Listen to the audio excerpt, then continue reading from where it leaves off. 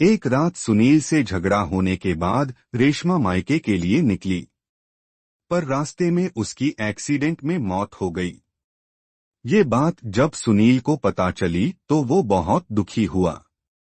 लेकिन रेशमा की मौत के 1 महीने बाद ही उसने प्रिया से दूसरी शादी कर ली।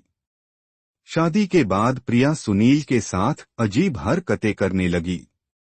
जब भी सुनील उसके पास जाता वो सुनील को गुस्से से घूरने लगती।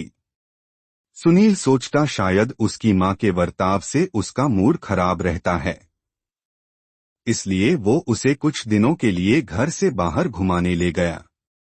बाहर जाकर जब सुनील ने प्रिया के फिर से करीब जाने की कोशिश की तो प्रिया ने उसे झटक दिया। तब सुनील बोला, अरे शादी से पहले तो तुम बड़ा बोलती थी कि अपनी पहली पत्नी को रास्ते से हटा दो, फिर हम हमेशा के लिए एक हो जाएंगे। फिर अब क्यों मुझसे दूर भागती हो?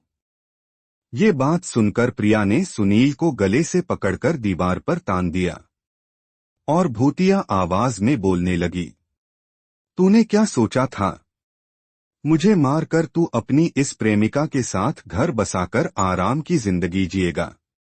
ये सुनकर सुनील के सर से पसीने निकलने लगे। वो समझ गया कि उसके पापों का हिसाब लेने उसकी पहली पत्नी रेशमा लौट आई है। दरअसल रेशमा को अपने पति के अफेयर के बारे में पता चल गया था, इसलिए दोनों में उस रात झगड़ा हो रहा था, जिसमें सुनील ने रेशमा को मायके जाने के लिए उकसाया और पहले से ही उसकी गाड़ी के ब्रेक फेल कर दिए ताकि उसकी मौत एक एक्सीडेंट लगे और उस पर कोई इल्जाम ना आए।